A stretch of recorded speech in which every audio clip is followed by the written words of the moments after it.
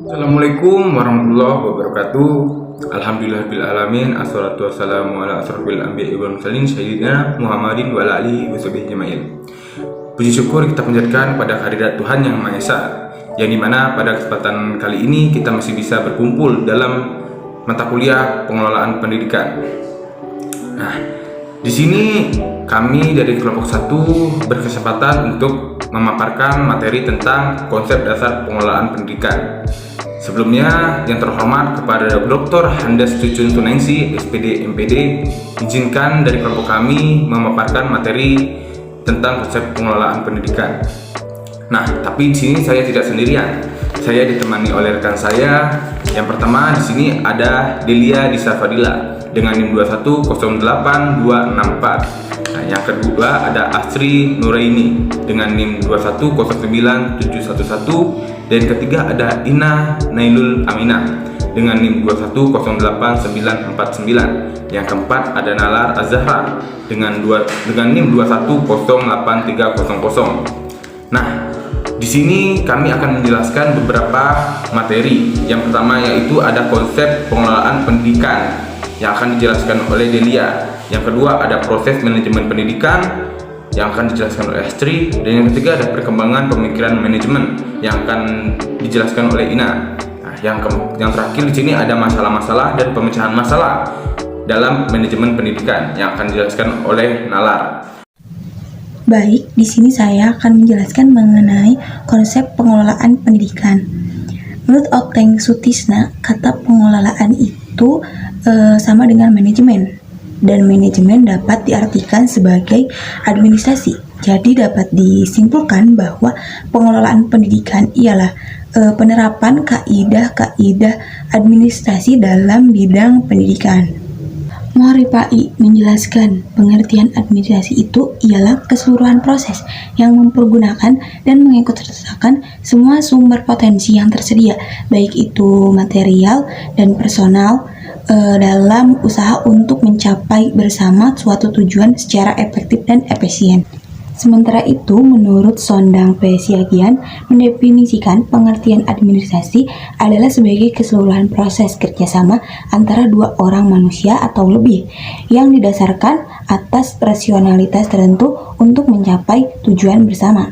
Baik, saya di sini akan menjelaskan mengenai proses manajemen pendidikan. Manajemen pendidikan sendiri merupakan bentuk kerjasama antar personel pendidikan untuk mencapai tujuan pendidikan. Manajemen pendidikan ini meliputi perencanaan, pengorganisasian, pengarahan, pengkoordinasian, pembiayaan, pemantauan, dan juga penilaian. Yang pertama ada perencanaan. Di dalam perencanaan ini memilih sejumlah alternatif penetapan prosedur, pencapaian, serta perkiraan sumber yang dapat disediakan untuk mencapai tujuan tersebut. Dalam tahap perencanaan ini, kita mengenal beberapa tahap, yaitu identifikasi masalah, perumusan masalah, penetapan tujuan, pemilihan alternatif, dan elaborasi alternatif. Nah, dan yang kedua ini ada pengorganisasian. Pengorganisasian di sekolah ini didefinisikan sebagai keseluruhan proses untuk memilih dan memilah orang-orang guru dan personal sekolah lainnya. Nah, di sini juga ada mengalokasikan prasarana dan sarana untuk menunjang tugas orang-orang di dalamnya. Termasuk dalam kegiatan ini tuh ada pengorganisasian adalah untuk penetapan tugas, tanggung jawab, dan wewenang orang-orang tersebut serta mekanisme kerjanya sehingga dapat menjamin tercapainya tujuan sekolah. Dan yang ketiga ini ada pengarahan. Pengarahan sebagai penjelasan, petunjuk, serta pertimbangan dan bimbingan terhadap para petugas yang terlibat, baik secara struktural maupun fungsional, agar pelaksanaan tugas dapat berjalan dengan lancar. Kegiatan pengarahan dapat dilakukan dengan berbagai cara, yaitu diantaranya dengan melaksanakan orientasi dan memberikan petunjuk umum. Nah, pada poin keempat ini ada pengkoordinasian. Pengkoordinasian di sekolah diartikan sebagai usaha untuk menyatupadukan kegiatan dari berbagai individu atau unit di sekolah agar kegiatan mereka berjalan selaras dengan anggota atau unit lainnya dalam usaha mencapai tujuan sekolah. Usaha pengkoordinasian dapat dilakukan melalui berbagai cara, seperti melaksanakan penjelasan singkat atau briefing, mengadakan rapat kerja, memberikan petunjuk pelaksanaan dan petunjuk teknis, dan memberikan balikan tentang hasil suatu kegiatan. Di poin kelima ada pembiayaan. Pembiayaan sekolah adalah kegiatan mendapatkan biaya serta mengelola anggaran, pendapatan, dan belanja pendidikan menengah. Kegiatan pembiayaan dimulai dari perencanaan biaya usaha untuk mendapatkan dana yang mendukung rencana itu, penggunaan serta pengawasan penggunaan anggaran tersebut. Nah, pada poin ke-6 ini ada penilaian. Secara lebih rinci, maksud dari penilaian ini untuk yang pertama, memperoleh dasar pertimbangan apakah pada akhir suatu periode kerja, pekerjaan tersebut berhasil. Kemudian yang kedua, menjamin cara bekerja yang efektif dan efisien.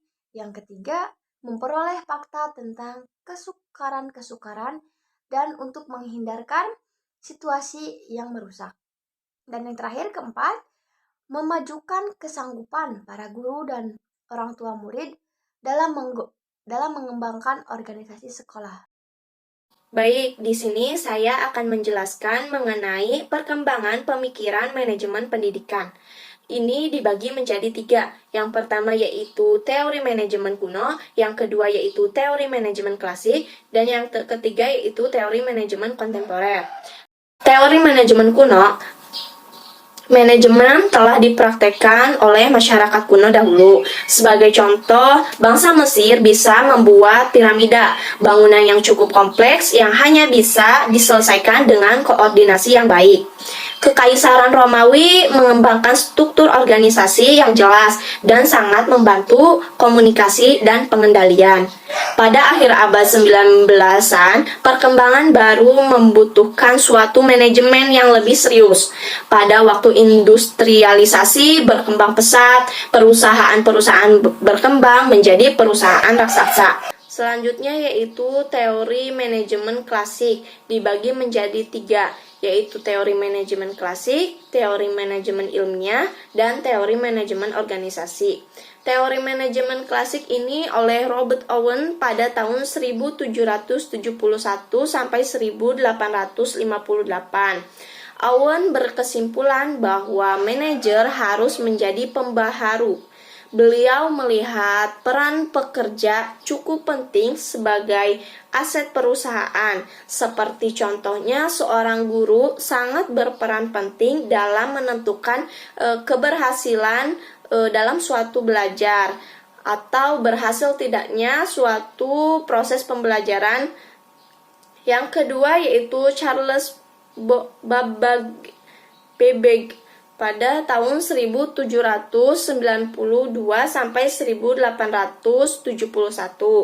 Menurutnya bahwa prinsip-prinsip ilmiah, pembagian kerja, dan melakukan pekerjaan yang sama menjadi berurang-urang, maka pekerjaan akan semakin terampil dan semakin efisien.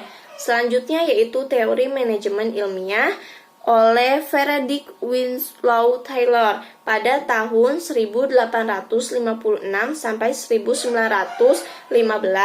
Beliau disebut sebagai Bapak Manajemen Ilmiah. Beliau memfokuskan perhatiannya pada studi waktu untuk setiap pekerjaan.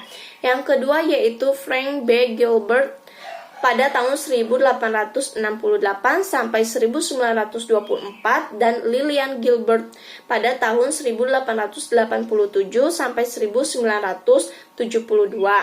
Keduanya adalah sepasang suami istri yang mempunyai minat yang sama terhadap manajemen. Mereka percaya tujuan akhir manajemen ilmiah adalah membantu pekerja mencapai potensi penuhnya sebagai seorang manusia. Selanjutnya yaitu Henry L. Gantt pada tahun 1861 sampai 1919. Gantt melakukan perbaikan dari kajian Taylor. Beliau memperkenalkan manajemen penilaian terbuka.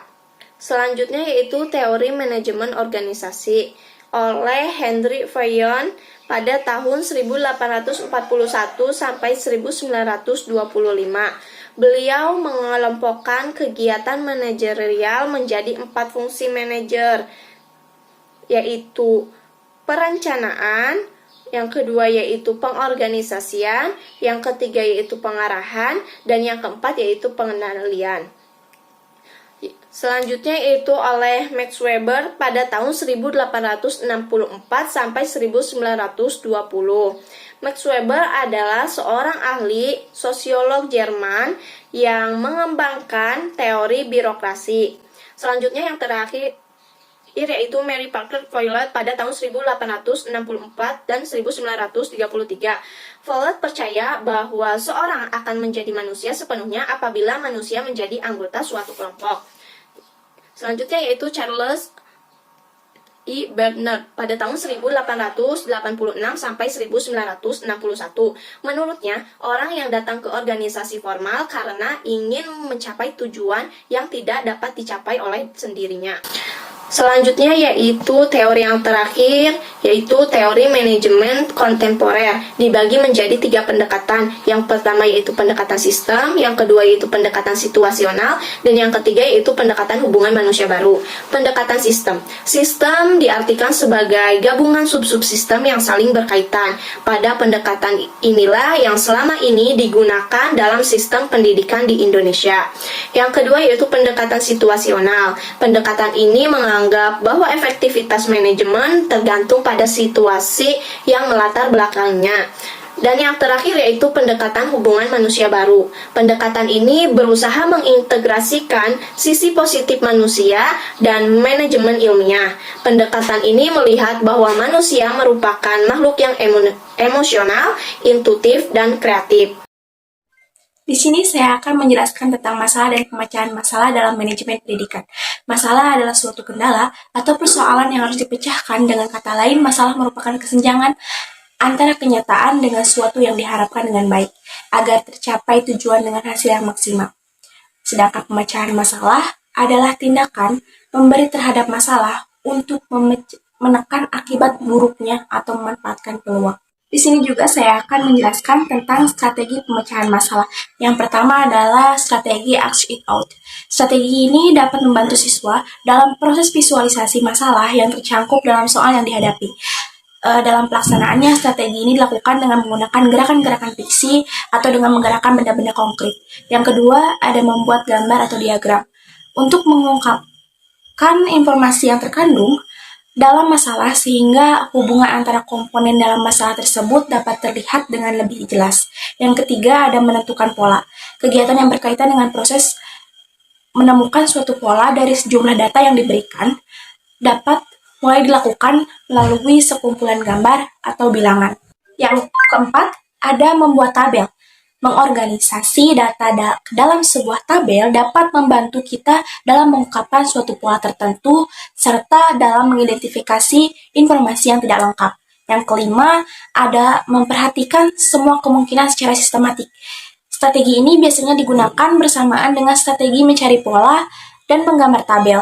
Yang dimaksud sistematik di sini misalnya dengan mengorganisasikan data berdasarkan kategori tertentu.